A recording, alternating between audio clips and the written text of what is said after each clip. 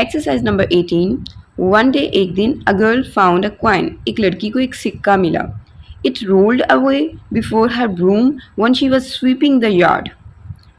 जब वो सेहन में झाड़ू दे रही थी तो ये उसके झाड़ू के आगे लुढ़क गया। And fail with a clatter against the wall, और थोड़ा सा खनखनाते हुए दीवार के पास जा गिरा। शी रैन, वो भागी, एंड पिक्ड इट अप, और इसे उठा लिया। Someone had dropped it while crossing the yard, and perhaps had not even troubled to look for it. शायद किसी ने इसे सेहन अबूर करते वक्त गिरा दिया था, और शायद इसे तलाश करने की जहमत भी गवारा न की। It was worth little, ये काम कीमत था, but it seemed a whole fortune to her, who never had anything of her own before. लेकिन ये उसे अपनी तमाम तकदीर दिखाई देता था, जिसके पास इससे पहले अपना कुछ भी ना था। लेकिन उसे ये अपनी तमाम तकदीर दिखाई देता था जिसके पास इससे पहले अपना कुछ भी ना था। She rubbed it clean on the sleeve of her blue cotton jacket. इधर टू नहीं लिखा, आप टू ऐड कर लें। She rubbed it to clean on the sleeve of her blue cotton jacket and put it into her pocket. उसने इसे साफ करने के लिए अपनी नीली सूती जैकेट की आस्तीन से रगड़ा और अपनी जेब में डाल लिया।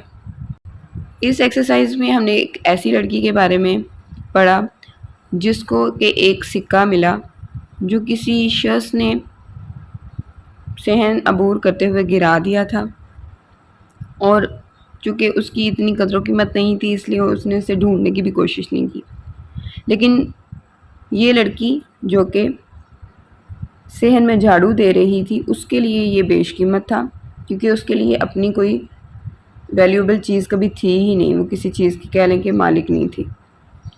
तो जब ये उसके सामने आ गिरा तो उसने इसे उठा लिया, उठा के अपनी आस्तीन से साफ करके अपनी पॉकेट में रख लिया।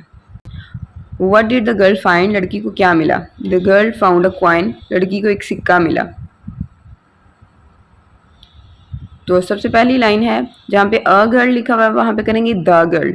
The girl found a coin. दूसरा क्वेश्चन है when did she find it? She found it when she was sweeping the yard. सवाल के अंदर से अगर जवाब करेंगे तो शी का एस कैपिटल कर देंगे, फाइंड को फाउंड कर देंगे क्योंकि हमने पास्ट इंडेफिनिट में आंसर देना।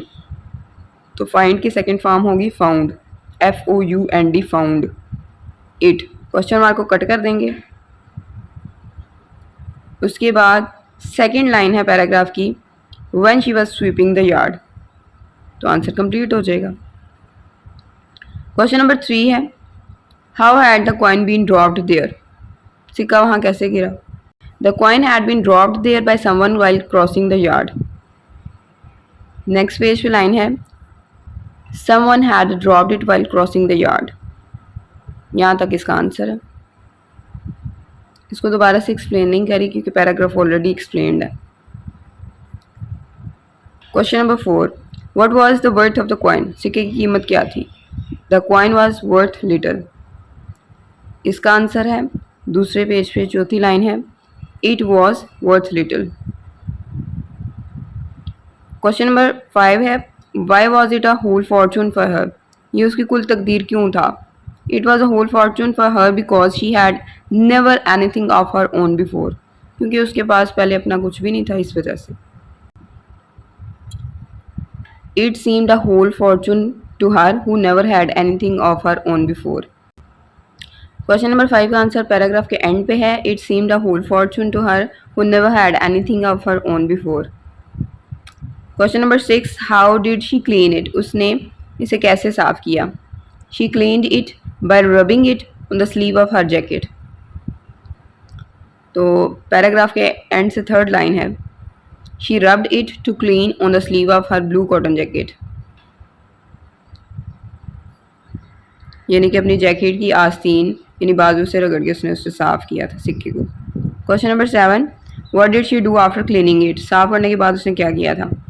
आफ्टर का ए कैपिटल कर लें, after cleaning it she. Paragraph के एंड पर लिखा है put it into her pocket, यहाँ तक जवाब है।